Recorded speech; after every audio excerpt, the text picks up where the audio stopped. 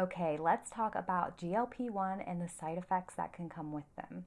If you're new here, hi, welcome to the Thinner Side, where I talk about my real lived experience losing 140 pounds using a GLP. You can also find me on TikTok and Instagram. Today, we are not talking about side effects in a scary way, just a real way, and the experience that I have had with the side effects. Obviously, the biggest positive side effect is losing 140 pounds and getting thin. I started off at 255 pounds and now I have a range between 115 and 125. I don't want to gloss over side effects because they can happen, and they did happen to me. But I want you to be more informed about what those side effects mean and how to manage them. From my perspective, there's no reason to be afraid. When I started a GLP, I spent a lot of time worrying about what could happen. What I learned is how manageable those side effects can be once I understood what was happening in my body.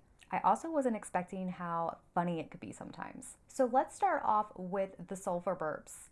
I can run my dogs and my kids out of the room when this happens. I'm sure my husband would love to run out of the room too, but he's way too nice and loves me too much to make me feel bad about them. Even when I try to be discreet, my kids are like, "Mom, did you burp?" You got me, it was me. My family is so familiar with these burps that I can't even blame the dogs anymore. In the beginning, it used to be, "Who farted?" But now they know the real question to ask. Did Mom burp? These can be horrifying, especially with the smell, but they are also very satisfying for me. I need to record one of these burps because I swear that Buddy the Elf has nothing on me. But all jokes aside, I decided to look at these side effects as information rather than a negative thing happening that I couldn't control. Early on, there were days that I felt awful. There's been at least one day in the beginning where I had to call in sick to work because I couldn't stand upright because the gas pains were so bad. And my first instinct was to blame the medication. But over time, I realized it was actually feedback and I was probably the problem the entire time. So yeah, the choice to eat a cheeseburger before poke day and then feeling like garbage, that's totally on me. A lot of the negative side effects that I experienced were mostly gas and digestive related. And to be honest, I think those could have been more manageable if I didn't move up in dose as quickly as I did. I moved up every 4 weeks because that is the recommended titration schedule that people should follow. And I wasn't on GLP TikTok. I wasn't on Instagram. I wasn't following anybody on this journey. I was doing this completely on my own. So I had no reason not to move up every 4 weeks.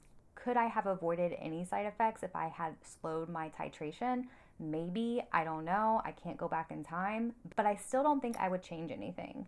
I still don't regret the titration schedule that I used. I choose to look at it as giving myself an opportunity to learn my body faster. There are a couple things that made a huge difference for me. First, eating. If I felt nauseated, which I did in the very beginning, choosing not to eat because I felt nauseous was not a good choice. It only made things worse. Zofran helped a lot. Not eating did not help. Second, taking my shot at night. If anything were to feel off immediately after the shot, I would sleep through it. Third, and the most important, is figuring out my triggers early on, and then using that knowledge to build better habits. My holy grail was Gas-X and omeprazole. I hope you're entertained by me mispronouncing things because it happens very often. But these two things are affordable, they're easy to access, and they are effective. Another side effect that I experienced is what I like to call bubble guts. When I could hear my food digesting, the sloshing, I knew I messed up. It was pretty easy for me to figure out that red meat was my nemesis. Steak and cheeseburgers are just harder to digest foods in general. Those foods will sit longer.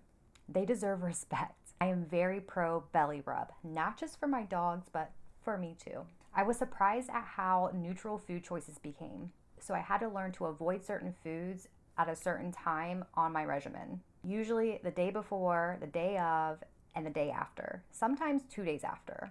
And I hate the idea of restriction or not letting myself have something that I want. But the GLP allowed me to not get emotional about it. It wasn't sad, it was just a fact.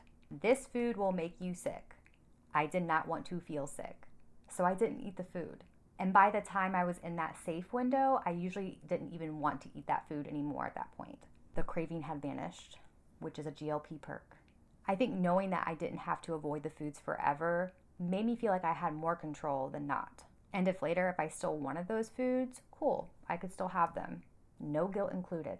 I talk a lot about the mental shift, and this is no exception. I spent so much time worrying about side effects that I never stopped to think about how I would feel when I finally got to my goal. Probably because I never thought that I could get to my goal. I still hesitate grabbing an extra small in clothes.